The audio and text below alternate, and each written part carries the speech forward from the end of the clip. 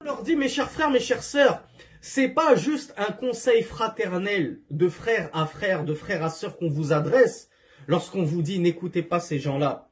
Comme je l'avais dit au sujet de Abu Salman Qasim al-Firansi. C'est une interdiction divine d'écouter ces gens-là. Et qui plus est, comme je l'avais expliqué dans un cours précédent sur les bons comportements, des gens comme Abu Salman al-Firansi qui font ce qu'on appelle qaf al-muhsanat. C'est quoi qaf al-muhsanat? C'est le fait de jeter l'accusation de fornication sur des femmes musulmanes innocentes. Ce que fait Qasim dans de nombreuses vidéos lorsqu'il dit l'expression très poétique NTM, que je ne réciterai pas dans son entier pour préserver la chasteté de vos oreilles. NTM, vous savez ce que ça veut dire? Ça veut dire, ou alors il dit plutôt, c'est pas ça l'accusation claire et nette, parce que là les gens vont dire que c'est pas une accusation, c'est une invitation. Non, lorsqu'il te dit, tu es un fils de, et il écrit FDP, tu es un fils de, ces gens-là sont des fils de, il est en train d'insulter la mère des gens qui lui apportent le conseil de péripatéticienne, de prostituée. Donc il est tombé dans le qaf al-muhsanat.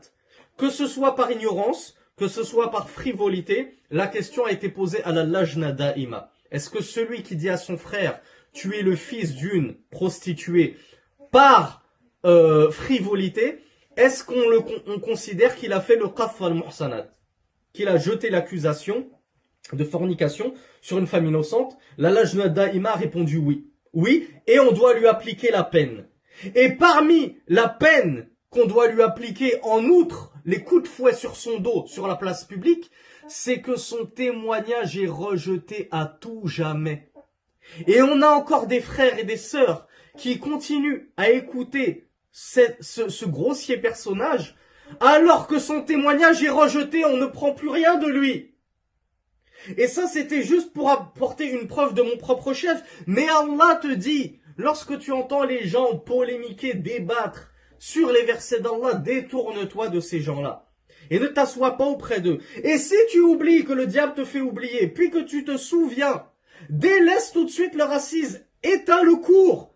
Dès que tu te souviens, mais mince, mais en fait j'ai oublié, je peux pas prendre, je n'ai pas le droit d'écouter ce frère-là. Il m'est interdit religieusement d'écouter ce frère-là. Même si c'est juste pour écouter toutes les bêtises qu'il raconte. Tu n'as pas le droit, délaisse-le. C'est un ordre divin. Allah te dit, subhanahu wa ta'ala, si le diable te fait oublier, alors ne t'assois pas avec le peuple injuste après le souvenir. C'est-à-dire après t'être souvenu qu'ils sont un peuple injuste et qu'il est interdit de s'asseoir auprès de telle personne. Mais ça, c'est la voix des pervers. Ça, c'est la voix des manipulateurs, des imposteurs. Et elle est connue, cette voix-là. Tout supprimer chaque commentaire qui prouve ta fausseté pour faire croire, ah oui, mais exactement comme Qasim al-Firansi faisait. J'attends toujours que quelqu'un me réfute. Ça fait 6 ans qu'il est réfuté par tous les prédicateurs francophones. Et en 2021, il est encore là à dire, j'attends toujours qu'on me réfute. Quand est-ce qu'il va se réveiller? Quand est-ce qu'il va se rendre compte que ça fait des années qu'il est tombé? Que plus personne ne lui donne l'heure, comme on dit.